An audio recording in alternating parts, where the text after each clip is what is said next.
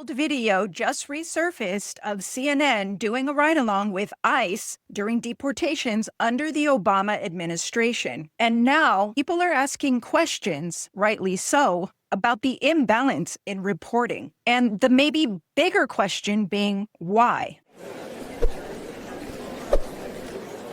I was on X yesterday and I came across this resurfaced video, and I'm seeing now that it's kind of making a splash online, making everyone ask questions about why the difference in reporting and what the impact of that might be. What matters here is perception, the court of public opinion. What you believe to be true is more important than what actually is true. And right there, right in the middle of that, right in the middle of what you believe to be true versus what is true is where they get you. This is where influence gets in. And influence matters because it creates what you believe to be true, what you believe to be moral or not moral. But now, before going down that rabbit hole, let me show you the video that I'm talking about. Just before the sun rises in the Windy City, Immigration and Customs Enforcement agents fan out across Chicago to arrest criminals in the U.S. illegally. Tech 1, Tech 2, Tech 3. CNN was granted exclusive access to witness some of those raids. We got 3 targets this morning. You know, some of the neighborhoods a little sketchy, so we got to make sure it's not just the target we're looking after, but other people around us. They want to come out extra. So I think the very first thing that you should notice and pay attention to is the fact that this is coming from the perspective of ICE. We're immediately allowed to kind of view them as people and see things from their perspective, which is very interesting because we don't see a lot of that in the media now. Like right now, because they want to catch these people before they go to work. That's why it starts so early in the morning. Ready to check? All right, let's roll, guys.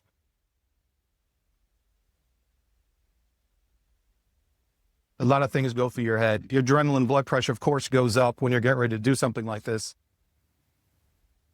All right, the vehicle behind us is off limits. How many people are involved with this operation, particularly right now?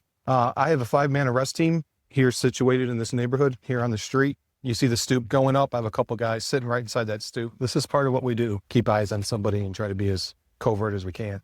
You know, is that him in white? You must. This may look organized, but in this moment, confusion. There's always challenges we face when it's dark. Somebody that looks very similar to. So again, this is just so interesting because the perspective is completely from ICE's perspective, and the narrator is even sort of empathizing with their experience. An individual. ICE agents mistakenly arrest the target's brother. In the process of talking to him in the vehicle, he then said, "Oh, no, I'm actually so-and-so. Who you're looking for is over here, this other address." He led us to that address, and we were able to actually arrest the individual we were looking for. So even in this instance, ICE made a mistake, and it's handled quite well, actually, on CNN. I think there's a lot of empathy given to the fact that they made a mistake, which again is something that we don't really see now. In fact, we see a lot of condemnation and amplification of any sort of misstep. For the sake of this video, I'm going to split this up into 3 things. 1, the media environment and how that's changed. 2, sanctuary cities and the role that they're playing. And 3, protesters and agitators. So I went into ChatGPT and I asked it to give me a little bit of a summary and a comparison between Barack Obama and Trump. Under Barack Obama, the U.S. deported millions of people. I think it was 3.1 million, more than any prior administration. That enforcement largely happened through